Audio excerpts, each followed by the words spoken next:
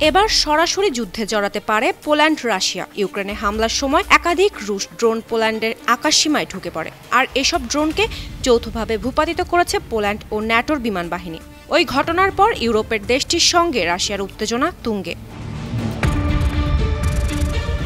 রুশ ড্রোন হামলার পর জরুরি সভা করেছে পোল্যান্ডের জাতীয় নিরাপত্তা কাউন্সিল, যেখানে উপস্থিত ছিলেন দেশটির প্রধানমন্ত্রী ডোনাল্ড টাস্ক। অন্যদিকে রুশ হামলাকে আন্তর্জাতিক আইনের সুস্পষ্ট লঙ্ঘন হিসেবে আখ্যায়িত করেছেন ফ্রান্সের প্রেসিডেন্ট ইমানুয়েল ম্যাক্রো ও ইউরোপীয় ইউনিয়নের president Ursula von der lane.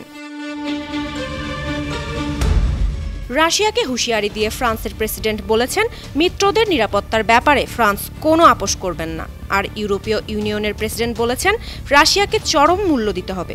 পাশাপাশি ইউরোপের সর্ববৃহৎ সামরিক জোট ন্যাটোর প্রধান মার্ক রুটে পোল্যান্ডের প্রধানমন্ত্রীর সঙ্গে সার্বক্ষণিক যোগাযোগ রাখছেন। ৩ বছর আগে শুরু হওয়া যুদ্ধে প্রথমবারের মতো ইউরোপের কোনো দেশের আকাশসীমা লঙ্ঘন করল রাশিয়া, যা পরিস্থিতিকে ব্যাপক জটিল করে তুলল। পোল্যান্ড ইউরোপের সর্ববৃহৎ সামরিক জোট ন্যাটোর সদস্য। ন্যাটোভুক্ত যে কোনো দেশের ওপর হামলাকে জোটটির সব দেশের ওপর হামলা বলে বিবেচনা করা হয়।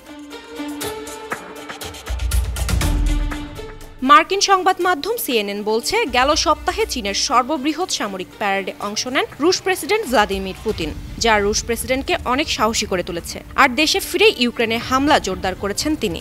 মঙ্গলবার ইউক্রেনের স্মরণকালের বড় হামলায় মারা গেছেন ২৪ ইউক্রেনীয় নাগরিক। হামলায় ব্যবহার করা হয়েছে ৪ শতাধিক ড্রোন ও ৪০টি মিসাইল।